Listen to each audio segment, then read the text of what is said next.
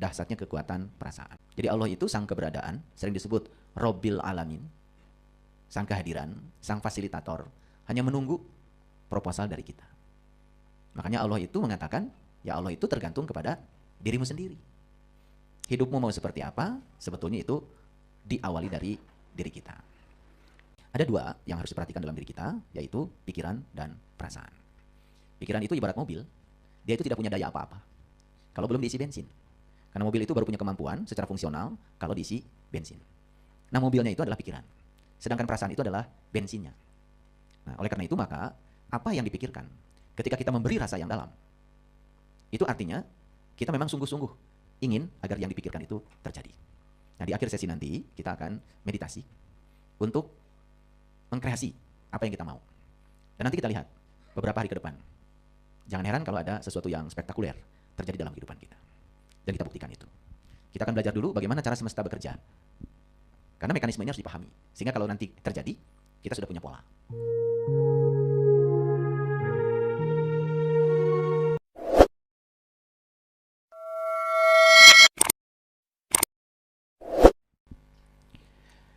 Bismillahirrahmanirrahim.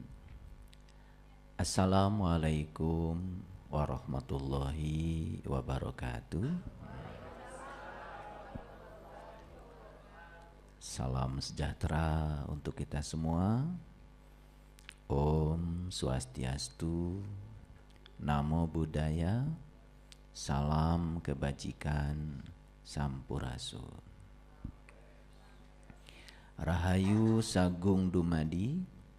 Semoga seluruh makhluk hidup di semesta ini, baik yang kelihatan maupun yang tidak kelihatan, setiap ruang dan waktu, di semua tingkatan, senantiasa hidup berbahagia.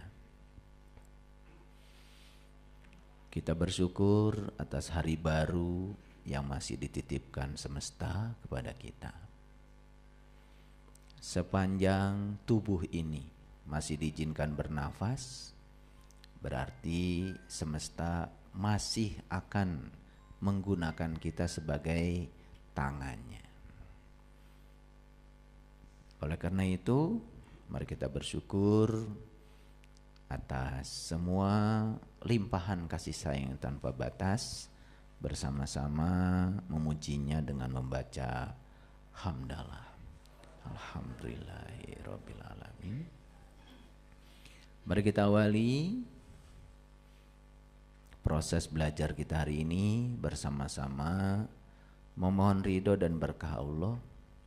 Semoga Allah meridhoi, memberkahi, dan melimpahkan ilmu yang akan menjadi penolong bagi kita, seraya menyapa asmanya dengan kelembutan dan cinta dengan membaca basmalah. Bismillahirrahmanirrahim.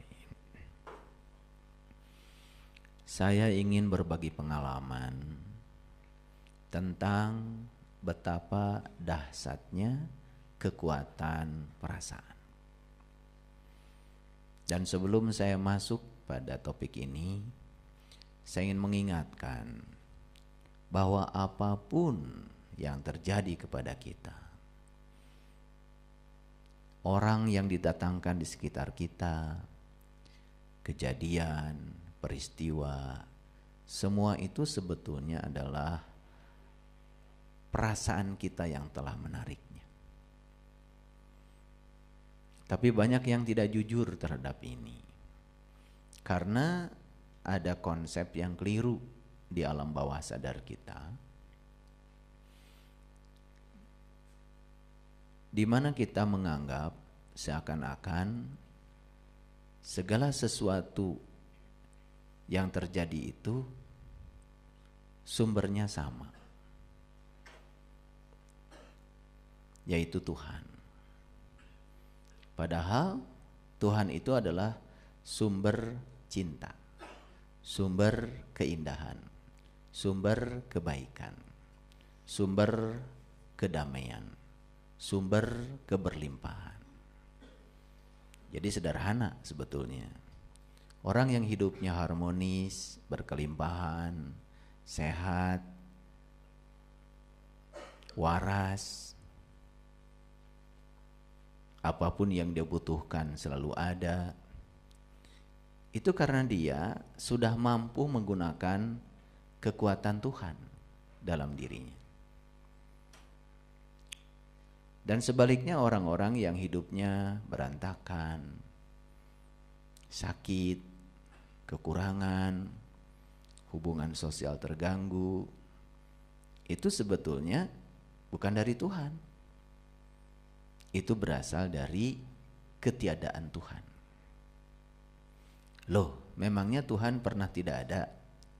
Ya tentu saja, Tuhan selalu ada, karena dia meliputi seluruh ruang dan waktu. Tetapi kita ada fase di mana kita merasakan ketidakhadirannya. Oleh karena itu, gelap dengan terang itu bedanya. Kalau gelap itu adalah ketiadaan cahaya, kalau terang itu adalah kehadiran cahaya. Jadi kebaikan itu karena kehadiran Tuhan, sedangkan semua yang sebaliknya itu karena ketidakhadiran Tuhan. Sebetulnya ini gampang membuktikannya. Coba, saat kita berani melakukan sesuatu yang melawan jiwa kita sendiri, kan kita sebetulnya sedang berbohong pada diri sendiri. Dan saat itu kita mengalami ketidakhadiran Tuhan. Memangnya Tuhan pernah meninggalkan tubuh ini? Tentu saja tidak. Tetapi kesadaran kita yang meninggalkan. Nah, kenapa saya sampai memberi judul yang spesifik hari ini? Dahsyatnya kekuatan perasaan. Karena ternyata semua ilmuwan yang bergerak di bidang neuroscience sepakat bahwa kreator kehidupan kita sebenarnya kita sendiri. Jadi Allah itu hanya menunggu proposal dari kita, hanya menunggu usulan dari kita. Jadi Allah itu sang keberadaan, sering disebut Robbil Alamin, sang kehadiran, sang fasilitator, hanya menunggu proposal dari kita. Makanya Allah itu mengatakan, ya Allah itu tergantung kepada dirimu sendiri. Hidupmu mau seperti apa, sebetulnya itu diawali dari diri kita. Nah, ada dua yang harus diperhatikan dalam diri kita, yaitu pikiran dan perasaan. Pikiran itu ibarat mobil, dia itu tidak punya daya apa-apa kalau belum diisi bensin. Karena mobil itu baru punya kemampuan secara fungsional kalau diisi bensin. Nah, mobilnya itu adalah pikiran. Sedangkan perasaan itu adalah bensinnya. Nah, oleh karena itu maka apa yang dipikirkan ketika kita memberi rasa yang dalam, itu artinya kita memang sungguh-sungguh ingin agar yang dipikirkan itu terjadi. Nah, di akhir sesi nanti kita akan meditasi untuk mengkreasi apa yang kita mau. Dan nanti kita lihat beberapa hari ke depan. Jangan heran kalau ada sesuatu yang spektakuler terjadi dalam kehidupan kita. Dan kita buktikan itu. Kita akan belajar dulu bagaimana cara semesta bekerja.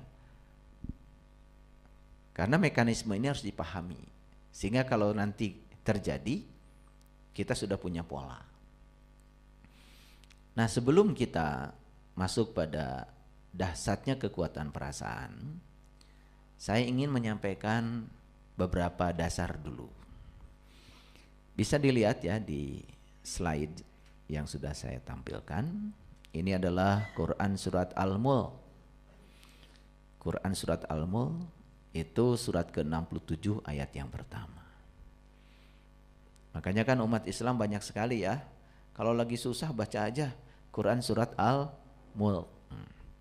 Betul, kalau lagi susah baca Quran Surat Al-Mulk. Tapi bacanya bukan luarnya saja, Maksudnya tangkap pesannya, lalu dijadikan sebagai pedoman untuk kehidupan kita. Ya, saya tidak akan membahas seluruhnya Quran surat Al-Mulk. Jadi saya hanya membahas ayat pertama saja. Di ayat ini Allah mengatakan, ya, tabarakallazi biyadihil mulk wa huwa ala kulli syai'in qadir. Maha suci Allah yang di tangannya lah segala kerajaan, dan Dia Maha Kuasa atas segala sesuatu. Ulangi ya, Maha suci Allah yang di tangannya lah segala kerajaan, dan Dia Maha Kuasa atas segala sesuatu. Siapa sih Allah itu? Apa sih Allah itu? Karena kita selama ini kalau berbicara tentang Allah, bicara tentang Tuhan, itu pasti dengan pertanyaan siapa. Lalu siapa itu selalu mengacu kepada sosok. Padahal Tuhan tentu saja bukan sosok.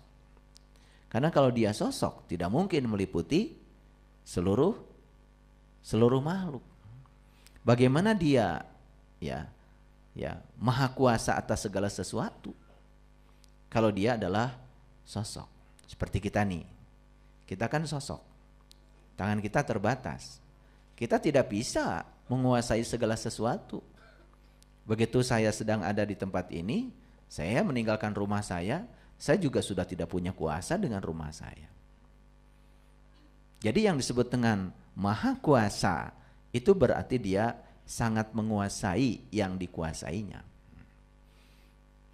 Ya, kalau kita ini boro-boro menguasai sesuatu yang di luar diri kita, kadang-kadang menguasai diri kita saja nggak sanggup. Coba menguasai pikiran dan perasaan kita saja sudah nggak sanggup. Ya, nah kapan kita nggak sanggup? Ketika kita tidak merasakan kehadirannya. Tapi kalau kita sadar bahwa sebetulnya diri sejati kita itu hakikatnya adalah Dia. Ulangi, kalau kita sadar bahwa diri sejati kita hakikatnya adalah Dia, kan sebetulnya yang membuat kita berdaya itu karena Dia pernah meniupkan ruhku, bukan ruhmu. Jadi sebetulnya yang ada dalam diri kita itu ruhku. Kalau ruhku berarti kan ruh Dia, artinya bagian dari diri Dia yang ada dalam diri kita. Nah, kalau Dia yang meliputi semesta raya ini Maha Kuasa, berarti sesungguhnya sifat yang mewakili kita pun yang sedang ada dalam diri kita juga Maha Kuasa. Nah, kalau kita mampu menggunakan Dia yang ada dalam diri kita ini, maka kita juga akan ketibanan sifat itu. Harusnya kita punya kemampuan untuk mengendalikan diri kita, karena kita sebetulnya hakikatnya adalah Dia. Paham ya? Oke. Itu ayat yang saya sampaikan sebagai dasar. Lalu yang kedua, kita sering mendengar ayat ini, Quran surat Al-Fussilat surat ke-41 ayat 53. Sanurihim ayatina fil afaq wa fi anfusihim hatta yatabayyana lahum annahul haq. Awalam yakfi bi rabbika annahu ala kulli syai'in syahid. Kami akan memperlihatkan kepada mereka tanda-tanda kami di segala ufuk. Ufuk itu wilayah, di segala ruang dan waktu. Dan pada diri mereka sendiri, hingga jelas bagi mereka kebenaran itu. Ya, tidakkah cukup bahwa sesungguhnya Tuhanmu menjadi saksi atas segala sesuatu. Jadi Tuhan itu menyatakan bahwa Dia itu meliputi segala ufuk. Dan Dia juga meliputi dirimu sendiri. Jadi Tuhan itu bukan sekedar meliputi segala ufuk, tapi juga meliputi diri kita sendiri. Jadi ayat ini memberikan informasi berarti diri kita diliputi oleh Dia. Kalau kita sadar bahwa diri kita diliputi oleh Dia, bahkan diri kita yang sebenarnya sesungguhnya adalah Dia sendiri, karena sebetulnya kita yang tidak ada. Makanya ketika Dia ada, maka kita yang tidak ada. Ketika kita merasa ada, Dia yang tidak ada. Gitu. Nah, oleh karena itu maka kita ya tidak akan bisa menemukan kebenaran tentang Dia yang meliputi diri kita kalau kita tidak mengenali siapa diri kita. Makanya kembali lagi, sumber pengetahuan utama yang harus kita ketahui dalam kehidupan ini adalah pengetahuan tentang siapa diri kita. Karena kalau kita tidak tahu siapa diri kita, kita juga tidak akan tahu siapa Tuhan kita. Makanya Nabi Muhammad jelas mengatakan, man arofa nafsahu faqad arofa rabbahu. Siapa yang kenal dirinya, maka dia akan kenal Tuhannya. Jadi pengetahuan tentang diri ini menjadi pengetahuan utama dan pertama yang harus diketahui oleh kebanyakan orang. Tidakkah cukup bahwa sesungguhnya Tuhanmu menjadi saksi atas segala sesuatu? Kan saya sering mengatakan, Dia itu maha hidup, maha hidup. Dia itu suka tidur? Tidak. Dia itu suka terkantuk? Tidak. Kata siapa? Ya kata Dia sendiri. Karena Dia yang mengatakan, Allahu la ilaha illa huwal hayyul qayyum. La ta'khuduhu sinatu wala naum. Dia berdiri tegak, tidak bergantung pada siapapun, tidak bergantung pada apapun, tidak pernah tertidur, tidak pernah terkantuk. Nah, bukti bahwa Dia tidak pernah tidur dan terkantuk yang paling gampang adalah nafas kita. Saat kita sedang tidur, maka ya mata kita tertidur, telinga kita tertidur, mulut kita tertidur, tapi napas kita nggak ikut tidur. Apa sih tidur itu? Tidur itu sebetulnya istirahatnya pikiran bagi yang bisa. Ada juga yang tidurnya pikirannya nggak istirahat, makanya tidurnya tidak deep sleep. Makanya kualitas tidur seseorang itu menentukan kualitas hidupnya. Maka yang tidurnya tidak bagus, pasti kualitas hidupnya juga tidak bermutu. Jadi tidur itu istirahatnya pikiran. Pikiran bisa istirahat saat tidur, tapi perasaan tidak bisa istirahat. Makanya walaupun kita sedang tidur, rasa kita itu tetap aja hidup. Kenapa? Karena ada Sang Maha Hidup. Karena Sang Maha Hidup tidak ikut tidur, boro-boro tidur, ngantuk saja tidak. Makanya kalian lagi tidur, kan pengen pipis. Bangun kan? Coba kalau nggak pengen pipis, rasa itu tidak ada. Ya sudah, kasur king coilmu itu, ya, iya, ya bau pesing, ya, bed cover Sutra itu yang mahal, bau pesing, gitu. Untung kita selama tidur masih diberi rasa. Nah, rasa itu siapa sebetulnya?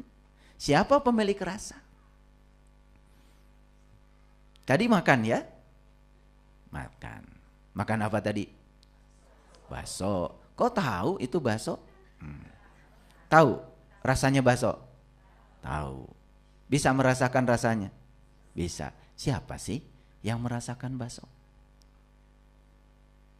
Kita sampai tidak sadar bahwa sebetulnya yang merasakan Dia, yang dirasakan juga Dia.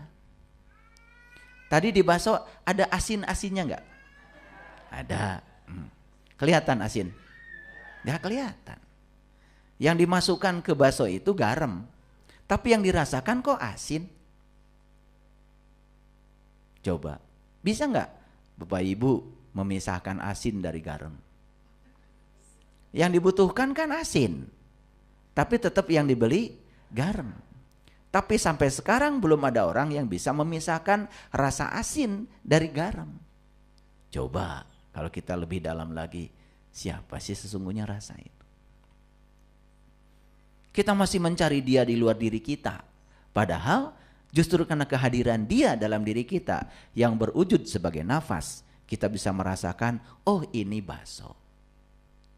Begitu kita kelebihan ngasih cabai, rasa juga bilang, duh pedes, kan gitu. Betul nggak? Coba, hebat kan?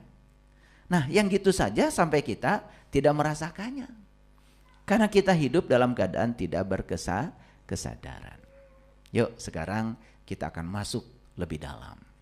Jadi dia itu bukan sekedar meliputi segala ufuk, tapi meliputi dirimu sendiri.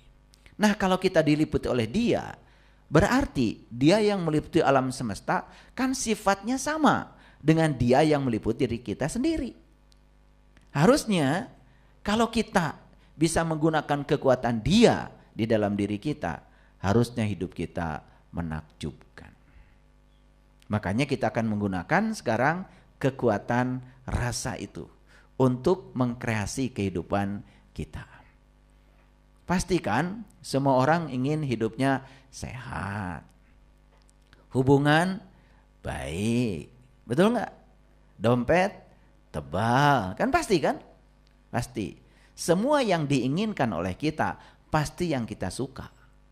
Tidak ada yang menginginkan yang tidak dia suka. Paham ya? Nah, oleh karena itu sadar kalau sehat itu ya dari Allah, kalau sakit dari kesalahanmu sendiri. Semua yang bersifat kekuatan positif itu dari dia. Semua yang sebaliknya itu karena ketiadaan kekuatan positif.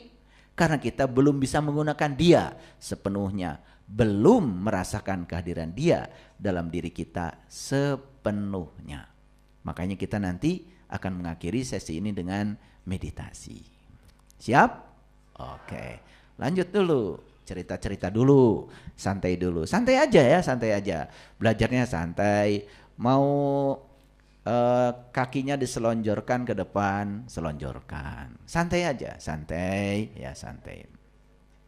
Baik, kita lanjutkan ayatnya. Ya, ini Al-Fussilat ayat 54. Ya, nah Al-Fussilat 54 yang tadi lanjutannya dari yang ke-53 tadi. Ala innahum fi miryatim miliqa'i rabbihim ala innahu bikulli syai'im muhit. Ingatlah bahwa sesungguhnya mereka adalah dalam keraguan tentang pertemuan dengan Tuhan mereka. Ingat bahwa sesungguhnya dia maha meliputi segala sesuatu. Aneh ya? Dia maha meliputi segala sesuatu. Berarti kalau dia maha meliputi segala sesuatu, dia meliputi diri kita? Tapi masih ada ya orang yang memiliki keraguan tentang pertemuan dengan dia. Padahal setiap saat dia mengunjungi kita. Dia tidak pernah meninggalkan kita. Justru kita yang merasakan ketidakhadirannya. Jadi sebetulnya dia itu setiap saat mengunjungi rumah ini, cuman kita saat dia mengunjungi rumah ini, kita malah tidak ada di rumah. Itulah sumber kegelapan. Jadi bukan berarti ada ruang di semesta ini yang tidak ada kehadirannya. Tidak mungkin, karena tidak ada di semesta ini ruang yang tidak ada kehadirannya. Karena dia meliputi, maha meliputi segala sesuatu. Tapi kita sendiri yang sedang merasa bahwa dia tidak bersama kita. Betul? Nah, kalau kita terus merasakan kehadirannya di setiap ruang dan waktu, ini yang akan membawa kehidupan yang menakjubkan. Nah, kita buktikan ya. Oke, baik. Bisa mengerti ya ayat-ayat ini? Oke, baik ya. Pertanyaan saya, berarti ada satu kekuatan enggak dalam diri kita? Ada satu hal yang dahsyat gak yang memberikan daya ke dalam diri kita? Nah, kekuatan itu sudah terbukti, yaitu karena kehadiran Dia. Bayangkan ya, ketika kita kehilangan nafas, saat itu tubuh kita kehilangan segalanya. Mata kita tidak fungsional, telinga kita tidak fungsional, bahkan lidah kita yang tidak berhenti makan itu, begitu nafas berhenti, sudah tidak ada fungsinya lagi. Bahkan dia kehilangan kesempatan untuk merasakan semua sensasi yang ada pada makanan. Betul? Oke. Tapi kita juga kadang-kadang karena tidak sadar, saat makan pun ya lebih banyak mengeluh. Ya. Ini enggak enak, itu enggak enak. Betul enggak? Iya. Ini kurang itu. Tuh. Karena itu kesadaran lagi-lagi. Baik ya, kita mulai pelan-pelan ya. Ada daya tertinggi dan kekuatan yang dahsyat yang meliputi dan mengatur alam semesta yang tiada bertepi. Setuju? Setuju? Oke. Kalau tidak ada kekuatan itu, bumi kita pun tidak akan bisa berputar. Bumi kita pun tidak akan bisa mengelilingi matahari. Bahkan matahari pun tidak bisa dikelilingi oleh bumi. Bahkan semua planet-planet yang ada di semesta ini, semua bintang-bintang yang ada di semesta ini pun tidak mungkin bisa berada di posisinya masing-masing. Pernahkah kita sadar bahwa sebetulnya ruang kosong ini jauh lebih dahsyat daripada isinya? Ruang kosong ini lebih tak terbatas daripada isinya. Coba kalau kita memandang ya, bahkan mata kita tidak sanggup memandang betapa tak terbatasnya ruang kosong. Ternyata begitu pakai teleskop kaget. Ternyata di tempat sana masih ada planet seperti kita. Di tempat sana masih ada matahari-matahari yang lain selain matahari yang kita saksikan. Jadi rupanya ya, planet bintang di semesta ini jumlahnya triliunan, bahkan tanpa batas. Itu yang triliunan itu yang sudah terhitung oleh manusia dengan teknologi. Nah, alam semesta ini tanpa batas. Berarti di daerah sana pun masih banyak sebetulnya yang belum ditemukan oleh manusia. Paham sampai sini? Oke. Nah, sekarang kita tidak berbicara itu, hanya berbicara kekuatan dahsyat yang meliputi diri kita saja. Setuju nggak kalau kita adalah bagian dari daya itu? Setuju? Setuju nggak kalau kita bagian dari kekuatan itu? Setuju? Berarti kalau begitu kita ini berdaya atau tidak? Lah, kenapa kita merasa lemah? Kenapa kita tidak bisa mengkreasi kehidupan yang tanpa batas? Sebetulnya siapa yang mengkreasi kehidupan berbatas? Siapa yang menciptakan kesusahan? Siapa yang menciptakan kekurangan? Semua adalah batas-batas yang diciptakan oleh kita sendiri karena kita tidak menyadari daya ini. Jadi tugas kita sekarang adalah kita harus menemukan cara untuk dapat mendapatkan kehidupan yang menakjubkan dengan cara mempergunakan daya itu. Setuju? Oke. Pelan-pelan ya, ngajinya pelan-pelan. Ini kecepatannya hanya 2 km per jam. Ya, ada daya yang sangat dahsyat. Bagi orang yang berkesadaran, dahsyatnya daya itu sudah terasa. Karena dia juga tidak mungkin bisa melangkahkan kakinya tanpa daya itu. Bahkan untuk mengangkat tangan pun tidak mungkin tanpa daya itu. Betul? Nah, tapi kalau hidup cuma mengangkat kaki, mengangkat tangan, kan gak seru hidup. Betul gak? Karena banyak yang harus kita kerjakan dalam kehidupan ini. Kita harus mengkreasi kehidupan. Bahkan kalau bisa jadi manusia bermanfaat dalam kehidupan. Oke. Jadi tugas kita sekarang adalah temukan sesuatu yang luar biasa tentang diri kita, hidup kita, dan semesta. Karena kita ada dalam semesta, berarti kita harus menemukan ya sesuatu itu. Ternyata bagi mereka yang sudah menemukan rahasia ini, hidup itu jauh lebih mudah dari yang kita sangka. Dulu orang-orang mengira untuk mendapatkan uang banyak harus kerja keras. Tapi faktanya ada orang yang tidak kerja keras tapi uangnya banyak. Kan ada orang yang kerja nemok dari pagi sampai sore, tetap aja sehari 150.000. Apa enggak kerja keras itu? Betul enggak? Jadi ada orang tertentu yang penghasilannya berlipat-lipat karena dia sudah bisa menemukan daya ini dan menggunakannya. Jadi sebetulnya ada orang yang kehidupan berkelimpahan itu karena dia sudah bisa menggunakan daya ini. Ada orang yang hidupnya serba kekurangan sebetulnya karena dia mengalami ketiadaan daya ini. Dia belum bisa menggunakan daya ini. Jadi sebetulnya hidup ini harusnya lebih mudah dari yang kita sangka.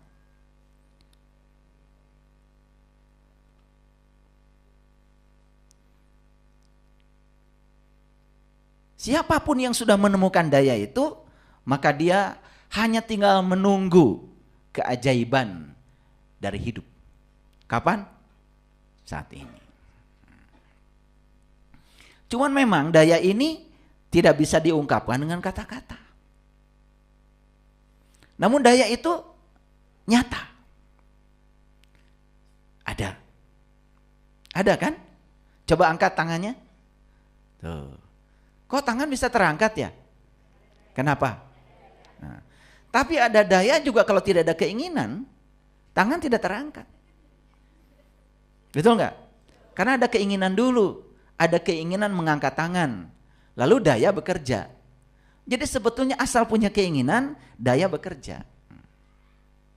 Coba sekarang angkat tangan lalu putar-putar tangannya. Loh kok bisa muter tangannya? Nah, karena ada daya di sini dan ada keinginan ingin memutarkan tangan. Jadi rupanya daya itu baru bekerja kalau ada keinginan. Nah, kenapa sih cuman ingin muter-muter tangan aja? Betul nggak? Gitu. Coba sekarang ya, ambil uangnya yang ada di dompet, ambil. Ambil. Keluarkan aja. Nggak akan diminta sama saya. Keluarkan aja. Loh, kok tangan bisa mengeluarkan uang? Kenapa?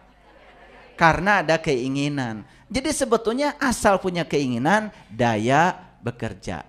Tapi sadar nggak kita selama ini bahwa sebetulnya keinginan kita itu tercapai karena ada daya yang hebat dalam diri kita. Sadar?